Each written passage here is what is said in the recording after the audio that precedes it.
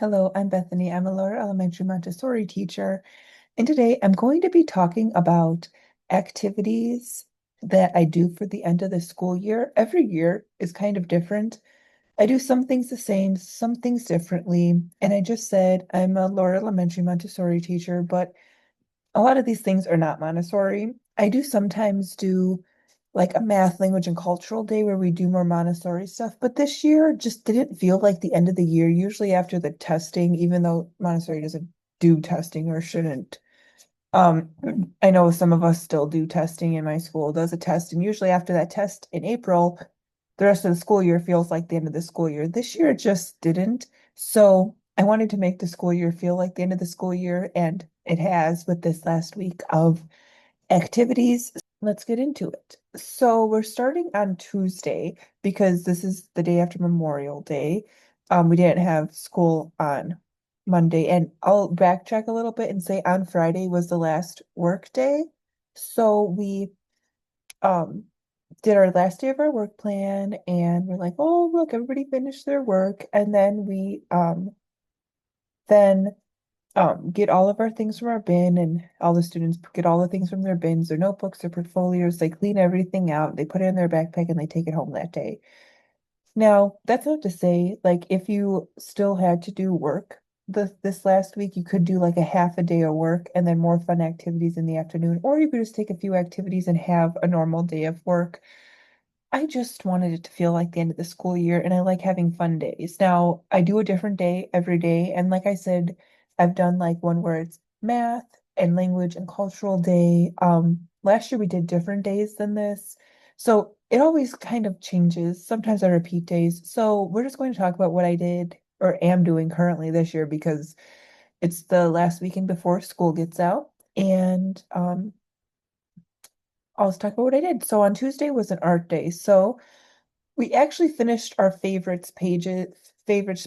So every month, this is actually in my free hub of resources. I'll link it below so you can join. But every month, at the end of the month, so in for August, September, October, November, December, January, February, March, April, May, I have the students fill out their favorite page at the technically it's the beginning of the next month. So for example, on October 1st, I have them do the October calendar and then the September favorites page. So they have different questions to ask, excuse me, to answer about the months. They draw themselves in the middle, and then each page looks like this, but has different questions that kind of relate to that month. So this year, I had the students finish their May page, and then I laminate all the pages and then bind it. I just hole punched it this year with a 3-ring hole punch, but I do it landscape, so I only had 2 holes, and I just put pipe cleaners around it instead of like a spiral or like a ribbon or something. Last year I do this every year, but last year we did this and it was like a memory day. So kids brought in shirts to sign and stuff like that. So that's when we did it on that day. But I said, let's just do it on the art day, and they designed the front cover of it, and then I laminated it and then put those together. And we also finished our sock monkeys. So every year, I didn't just start the sock monkeys this day at after testing time. So for the whole month of May, we start to make a sock animal. I've been doing it in 3-year cycles of sock monkey, sock elephant, and then sock bunny we did. There's obviously different ones you could do. When I was little, we did sock monkey and sock elephant, so I like those ones. So I do those two together. And with the sock rabbit, because there's so many different socks you can use, obviously the traditional like sock monkey sock, but I just buy them, so it's a little bit more expensive to do that. So last year when we did the bunnies, I just brought like gray man socks because you just need 2 pairs of the same sock to do it. But then this year I found something that looks like a sock monkey, but there was like different colors, so like green and blue. So and just like gray and black and brown in packs. So the kids got to pick a color. So that was fun. But they also, so this is where practical life comes in the lower elementary. They get to sew their socks to make a sock monkey. So, anyways, on this day, we finished that. And that took us almost the whole morning to finish getting the ears on. They get to draw the eyes. Like anything we had left to do for that, it was done that day and this day. And then the last thing we did, um, I actually made a little real video about this, but we did Chopped Art Edition. So Chopped is like the TV show where chefs get mystery ingredients and have to put the mystery ingredient in their dish. But instead of that, I picked three random art supplies that they had to use, and then they they got to choose if they used other things. So I let them have glue, scissors, construction paper, and I feel like there's another thing they could use. There was four things in the little short video. I say it, but like this was an example of one of the three items they could use. So it was or three items they had to use for this round. So it was rocks, the little paper stuff you put in Easter baskets, and then ribbon. I did a lot of other things. One round was a paper bag, a pipe cleaner, and one other thing. I don't know why I can't remember right now, but this is the picture I have in there. Ooh, one had like fishing wire. I honestly just went to my art cabinet and said, "Okay, here's the three items." They were so excited. The students were so excited to see the like the items. And so I showed them the items for the round, the first round. And then they had 15 minutes to complete it. After the 15 minutes, they presented what they made, and then we put them to the side, and then they just jumped right in to the next round. And I don't know, it was just so much fun. And they were like, "How many minutes left?" And I would be like, "5." They'd be like, "Blah, blah." So it felt like a competition show if you're into that and stuff. But I just let everybody like I didn't really pick favorites. It was just like explain what you did. I mean, you could, I guess, make it more competitive, but so they had a lot of fun with that. I've never done that before, and I didn't know how it was going to go, but it was a lot of fun. So now we move to Tuesday, and at this point in the video, I've probably lost most Montessorians that are like, "Toy and game day, what are you doing? We're not supposed to be doing that." Yeah, well, I do include one game that I did learning training though, so let's see. I just let them bring in toys and games, and here's why. Because they want to bring toys to school anyways. So it's like they finally get to do it. They finally get to bring in the toy that's not on a share day. They finally get to bring in the toy. And then with the game, it's like if they bring in a game they know how to play instead of just playing like random games, then they'll know what game to play. So they brought in toys and games to play. And then I also brought in the Wii, which I did one other time for a Halloween party thing on the day of Halloween. I was just like, well, we could see. They mostly just like to play Mario Kart, but what I do is I bring like the old Wii. That's the only one I like the only game system I have. And so like that from when I was a kid. So we did that a little bit. We obviously don't let them play with that too much, but I'm just like, here's a thing you can choose to do. And then the game that I actually learned how to play in my training is called Biz Buzz. And so what you do is you either you tape down blue tape on the floor to make a 5 by 5 square, or you just mark off tiles, whatever you want to do to make a 5 by 5 square in the ground. And then what you do is you either laminate this or put it in a pouch where you can write with an expo marker on it, and you write a pattern. So it could say like 1, 2, 3, 4, 5, 6, and then they exit that way. And so the kids go around one by one, and if they step on the correct spot, you say biz. If they step on the incorrect spot, they say buzz. So it's like a memory game. So if you could see this little thing here, let's say um like the first ones at this top kernel, I would say biz. They try this one as buzz, and they go, or it could be biz, biz, biz, biz, and then they have to memorize it and kind of work as a team to figure out the pattern of the puzzle. So that's just a fun thing. So Thursday was Animal Day, and I do a Montessori thing in this, so don't worry. It wasn't just like free random days. They got to bring in their stuffed animals. A lot of kids left their monkeys there so they could have them there for that day.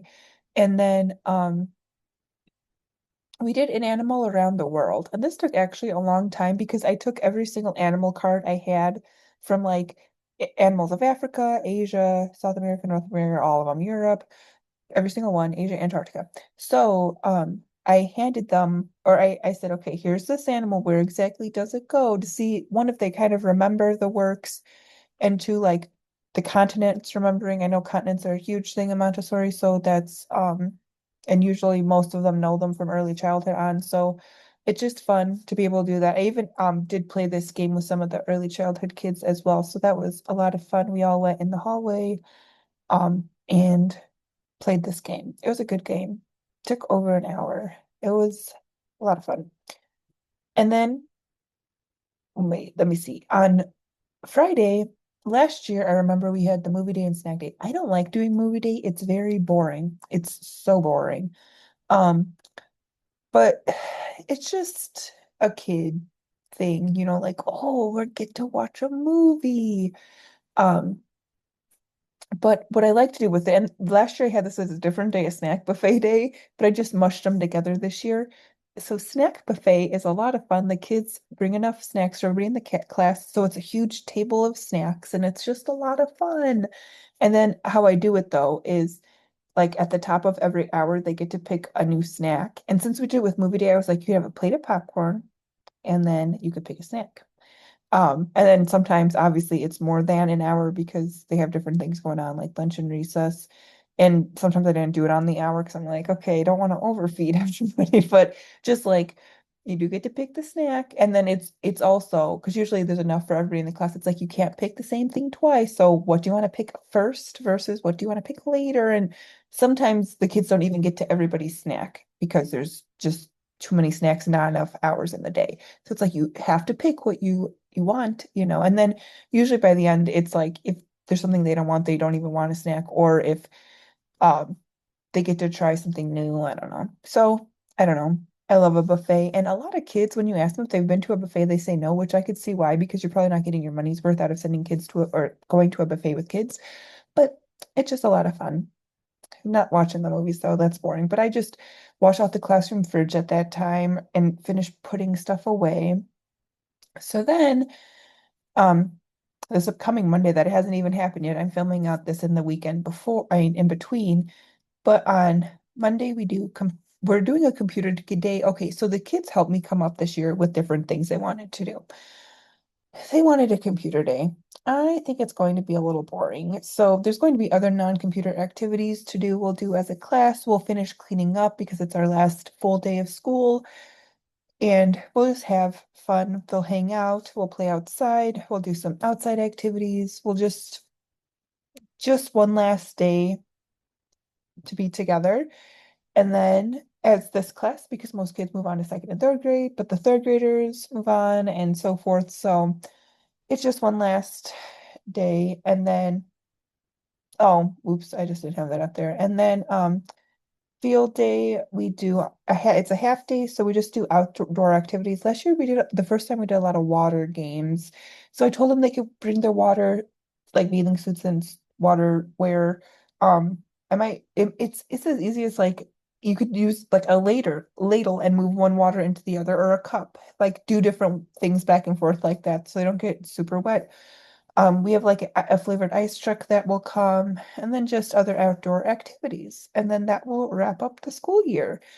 I know a lot of these ideas were not very Montessori, but that's okay. Sometimes I give myself a lot of permission. And this is me, like, I was a Montessori kid.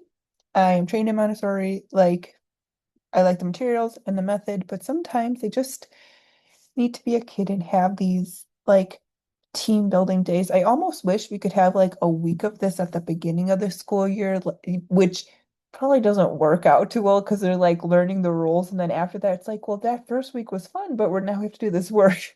But like just a whole bunch of a day of activities where they just get to be with each other because you see a lot of bonding happening this last week and then they all kind of leave. Although next year they'll say, remember that fun one? So it's just kind of a fun thing. So we'll see. Well, thank you for watching. Hopefully you got some use out of this video and join my free hub down below. Thank you for watching.